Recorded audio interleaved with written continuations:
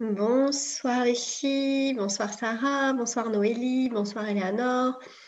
Bien, alors, il est temps de préparer la 4e semaine de cette formation, cette pratique quotidienne, The Power of Love. Merci beaucoup pour les retours que vous m'avez faits. Je suis très touchée de voir tout ce que ça vous apporte déjà, alors qu'on n'a fait que 3 semaines, il en reste encore 3.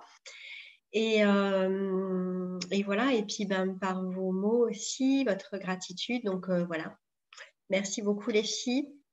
Continuez comme ça. Et on n'en est qu'à la moitié. Donc je vous l'ai dit, des changements subtils mais très puissants. Cette semaine, donc à partir de demain matin, on va commencer à travailler les relations.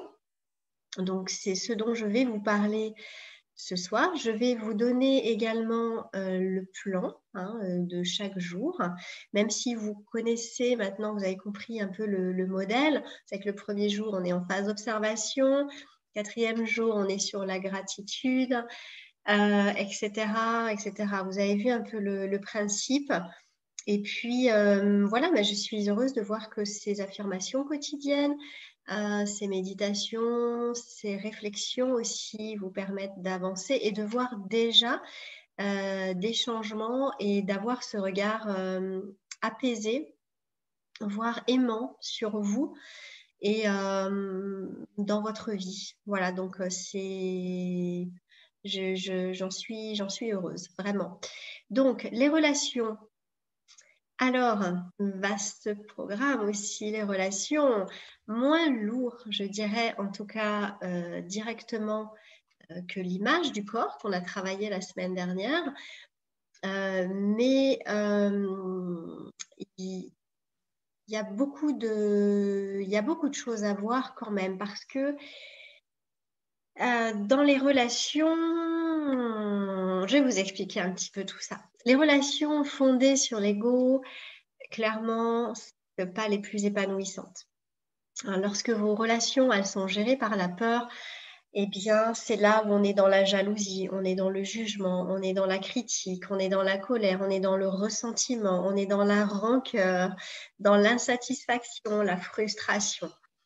Comme vous l'avez appris la semaine dernière, l'ego va utiliser notre corps pour créer encore plus de séparation dans nos relations avec les autres. Et lorsque vous vous percevez comme séparé, eh bien, inévitablement, vous vous projetez comme soit meilleur, soit moins bien que quelqu'un d'autre. Vous êtes toujours dans la comparaison. C'est ce qu'on appelle la relation spéciale. Et la relation spéciale, elle est basée sur le fait de voir l'autre, les autres, comme séparés et différents. En général, on pense que spécial, il y a une connotation positive, sauf que pas là en fait, pas dans ce cas-là. Le concept de spécial va impliquer que nous sommes soit meilleurs, soit moins bien. Et ça va renforcer nos croyances en une séparation en fait. Et c'est dans ces relations spéciales, donc il y a le jugement, l'attaque, les critiques. Il peut y avoir l'idolâtrie aussi. La comparaison, en fait, c'est vraiment du très high level. Et c'est pas sain dans une relation, clairement. Que vous jugiez l'autre ou que vous vous jugiez vous-même, dites-vous bien que vous êtes dans l'ego. À partir du jugement, à partir du moment où il y a un jugement, il y a de l'ego. D'accord. Dites-vous bien aussi que quand vous vous jugez vous-même, eh ben, vous jugez aussi les autres. D'accord. Et quand vous jugez l'autre, vous vous jugez vous-même. Donc, il n'y a pas de, on n'est pas séparés en fait. C'est illusoire de penser ça, vraiment. Ces relations spéciales, notre ego va nous faire croire qu'elles le sont. Enfin, en fait, dans tout type de relation, il y a des relations spéciales, c'est-à-dire basées sur l'ego. On a les relations spéciales en amitié. hein, avec la personne que l'on perçoit comme notre meilleure amie. Ok, on va avoir des attentes très élevées envers cette personne. Ensuite, il y a la relation parentale spéciale dans laquelle on va avoir comme un de nos parents ou les deux parents. On va avoir une haute idée d'eux, hein, un peu comme on va les idolâtrer. C'est souvent dans les relations parentales qu'il y a l'idolâtrie. Et on va du coup on va se donner, mais au-delà de ce que l'on peut, en fait, pour être à la hauteur de leurs attentes, plutôt de ce que l'on perçoit comme leurs attentes. Il y a la relation spéciale de travail aussi. On va placer notre patron ou un collègue, un collaborateur sur un piédestal et on va avoir besoin de son approbation, de sa validation pour se sentir assez bien. Ou aussi en tant qu'employeur, nous-mêmes, si vous êtes entrepreneur, eh bien, vous allez inconsciemment essayer de vous rendre spécial par rapport à la personne que vous employez aussi. Ce ne sont que quelques exemples de la façon dont l'ego va chercher à créer une particularité, une séparation. Hein. Et puis, dans les relations, il y a bien sûr le max spécial, hein, avec la grosse frite, la grande frite à côté. C'est la relation amoureuse spéciale. Donc là, je pense que vous le savez oh que trop bien, le partenaire romantique que vous pensiez être la réponse à vos problèmes. Hein. La clé de votre bonheur, c'est ce partenaire-là, cette partenaire-là. Pour finalement que ça se termine dans une rupture torturée, que vous allez rejouer dans votre esprit pendant des décennies, des années. Je suis sûre que ça vous paraît familier, vous l'avez vécu déjà. Donc, bon, je suis peut-être un peu dans le mélodrame, ok, mais à mon avis, j'en suis pas trop loin. Quoi qu'il en soit, on a tous vécu ce genre de torture de l'ego d'une manière ou d'une autre. L'amour romantique, c'est l'as de pique de notre ego. Les relations spéciales, amoureuses, eh bien, elles vont nous convaincre que cette personne spéciale, elle va nous sauver, elle va combler ce vide, ce manque, cette solitude. Le problème quand on est là-dedans, c'est que du coup, ça va déclencher des peurs à la hauteur de ces attentes-là, peur de l'abandon, est-ce que peur de ne plus être aimé, ou alors le doute, est-ce qu'il m'aime vraiment, sincèrement encore, est-ce qu'il est fidèle? Est-ce que, voilà, c'est une vraie torture, ça n'amène que le chaos. C'est une spirale qui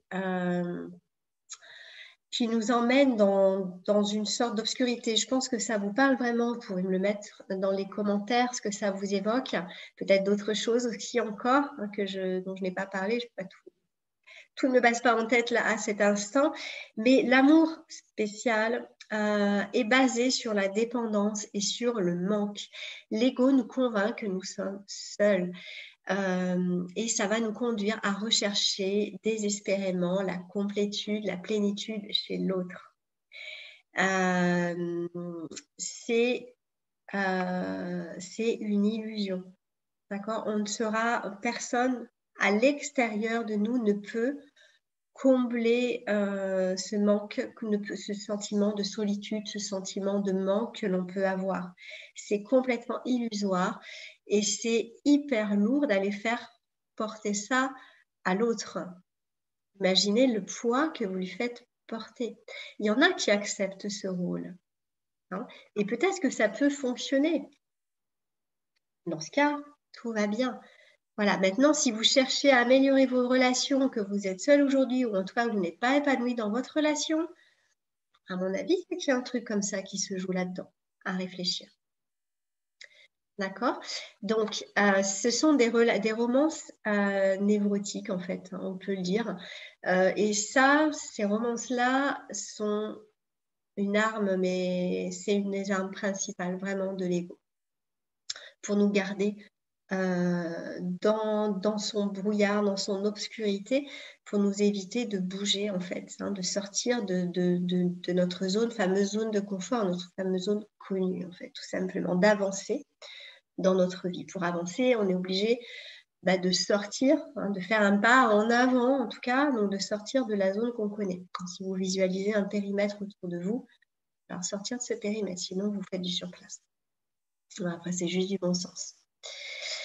Donc, vraiment, c'est tout ce qu'on va voir pendant cette semaine. Être l'observateur de notre façon, de la façon dont on se sent, on se positionne comme séparé des autres, et voir comment ça amène à juger, à critiquer, à jalouser, à peut-être parfois diminuer l'autre aussi, parce qu'on peut se sentir meilleur. Hein, vous savez, dire voilà, bon, là, lui, il fait comme ça ne m'étonne pas. Voilà, moi, je suis un peu mieux. Hein, les bien-pensants, on va dire. Voilà, le côté un peu bien-pensant. Je vais mal limiter, hein, je me suis. Bref. Je vous donne le programme de notre semaine ensemble. Je vous en dis pas plus. On va détailler ça. Vous connaissez le fonctionnement maintenant. Donc, je retrouve dans mes petites notes les jours, le jour. Voilà, parce que j'avais plein de choses prévues. Alors, donc, demain matin, on va être l'observateur. C'est vrai que le premier jour, c'est ça, c'est l'observation. On va faire attention à ce que l'on pense des autres. C'est un exercice pour comprendre comment l'ego nous convainc de cette séparation-là. Ce travail va vous aider à voir que même lorsque vous traitez les gens avec bonté, hein, avec bienveillance, parce que c'est le mot à la mode, et bien que si vos pensées ne correspondent pas à vos actions, c'est que vous êtes encore dans l'ego. D'accord ? Gentillesse ne veut pas dire forcément que vous êtes hors de l'ego. Donc le but de cette journée va être de vous rendre ultra consciente de la façon dont l'ego vous tient séparé et veut absolument être spécial, mieux ou moins bien que les autres. Le jour 23, les exercices vont viser à lâcher notre ego. Hein. Il y a des relations, ça va aller des relations qui sont apparemment insignifiantes aux relations plus importantes dans notre vie. Vous serez guidé, je vais vous guider pour lâcher l'ego et mettre ces relations-là, peu importe l'importance de ces relations, en lumière davantage. Vous allez apprendre comment l'ego a besoin de cette obscurité, de ce brouillard-là pour agir et vous maintenir séparés en fait, hein, vous maintenir dans l'anxiété, dans la peur. Vous allez être en mesure de transformer vos relations en faisant appel à votre guide intérieur. Commencez à le maîtriser maintenant. Cette pratique, elle va reposer ça va se passer entre vous et vous, en fait. On ne va pas faire appel à quelqu'un d'autre pour ça ou forcément agir avec quelqu'un d'autre. Ça va vraiment être entre vous et vous. La pratique du jour 24, elle est basée sur une affirmation qui est que sur la gentillesse. Je ne vais pas vous la donner. Je voulais vous la donner, mais je ne vais pas vous la donner. En fait, je n'ai pas envie, pas maintenant. J'aime bien vous teaser un petit peu, garder en suspense, en haleine. Ouais, ça va être sur la gentillesse. Je ne vous en dis pas plus, vous verrez. La pratique du jour 25, je sais, je suis terrible, je sais, va vous aider à comprendre le principe selon lequel ce qu'on projette sur les autres, eh bien, ça n'est que le reflet de nous-mêmes. Alors ça, c'est quelque chose de très difficile à accepter, très difficile à voir aussi, hein, donc forcément plus difficile à accepter. Mais grâce à la pratique, donc ce sera le jour de la gratitude, hein, si vous avez suivi, eh bien, vous allez voir que c'est possible justement de nettoyer vos pensées sur les autres en guérissant les pensées que vous avez sur vous-même. Hein, les pensées que l'on a, ce qu'on projette sur les autres, ça n'est vraiment qu'un miroir de ce que l'on a en nous. Donc voilà, à approfondir. Je sais que ça peut faire lever le bouclier, mais on en reparlera. Vous allez voir. La pratique du jour 26, elle va vous aider à comprendre comment l'ego utilise le pardon pour obtenir ce qu'il veut. Et ce travail va vraiment vous guider pour comprendre un principe assez puissant, à savoir que vous pouvez choisir l'unité. Vous pouvez sortir de la séparation, choisir l'unité, peu importe ce qui a été dit ou ce qui a été fait. Donc là, je sais que je vous ai perdu, que ça ne vous parle pas du tout. C'est normal, c'est incompréhensible pour le mental, c'est inadmissible pour le mental même. Mais faites confiance au process. Le jour 27, vous allez être guidé pour changer votre perception de la séparation vers l'unité, justement. Et tout au long de la journée, vous allez vous entraîner à apporter un regard aimant, un regard bienveillant à vos relations. Et comme toujours, le dernier jour de chaque semaine est consacré à un bilan, une rétrospective, une introspection aussi de la semaine écoulée, et puis une préparation de la semaine à venir. Voilà, donc le travail de cette semaine va renforcer l'un des principes fondamentaux de tout ce qu'on fait depuis ces 3 semaines, que toute pensée produit une forme, crée une réalité, s'ancre dans la réalité. Chaque pensée que vous avez affecte directement la façon dont vous vivez votre vie. D'accord? Ça, vous le retrouvez dans la spiritualité, vous le retrouvez dans le développement personnel pur en neurosciences, etc. Chaque pensée que vous avez affecte directement la façon dont vous vivez votre vie. Et au fur et à mesure que vous commencez à changer votre façon de penser, vos relations, puisque là, ça va être la thématique de la semaine, eh bien, la façon dont vous allez vivre ces relations va forcément changer. Vous allez lâcher prise de la négativité, du ressentiment, et ça va vous aider à avoir plus de relations apaisées. Je ne vais pas aller dire, ouais, on va dire apaisées, ça ira bien. Vous allez voir qu'au fur et à mesure, plus on va avancer, plus vous allez vous sentir mal à l'aise, en fait, ni ma phrase, plus vous allez vous sentir mal à l'aise dans le jugement, dans la comparaison, dans les critiques, dans vous savez, les bavardages, les potins sur le dos des autres. Vous allez vous sentir en décalage avec ça. Vous n'aurez plus envie de ça. Ça ne va plus résonner avec ce qu'il y a à l'intérieur de vous. Peut-être que c'est déjà le cas maintenant. Peut-être que ça commence. Vous pouvez essayer de voir, d'observer. Vous verrez. Vous allez intuitivement avoir envie plutôt d'être connecté à l'autre, aux autres. Et je pense que ça fait sens pour vous, que c'est quand même vachement plus agréable de vivre ainsi, dans cette recherche de la connexion à l'autre, aux autres, plutôt que de vouloir sans arrêt être séparés. Voilà, vous n'avez qu'à suivre le guide. Je sais que vous n'avez pas tout compris, je sais que tout n'est pas clair, c'est normal, d'accord? On sort de l'ego, rappelez-vous de ça, on sort du mental. Donc forcément, mentalement, vous ne pouvez pas comprendre. Donc ne cherchez pas à mentaliser ça, à l'intellectualiser, à le comprendre. Faites les choses un jour après l'autre, tranquillement. Vous savez que ce sont des petites actions, des mini-actions qui vous permettent d'obtenir les changements subtils que vous avez déjà obtenus.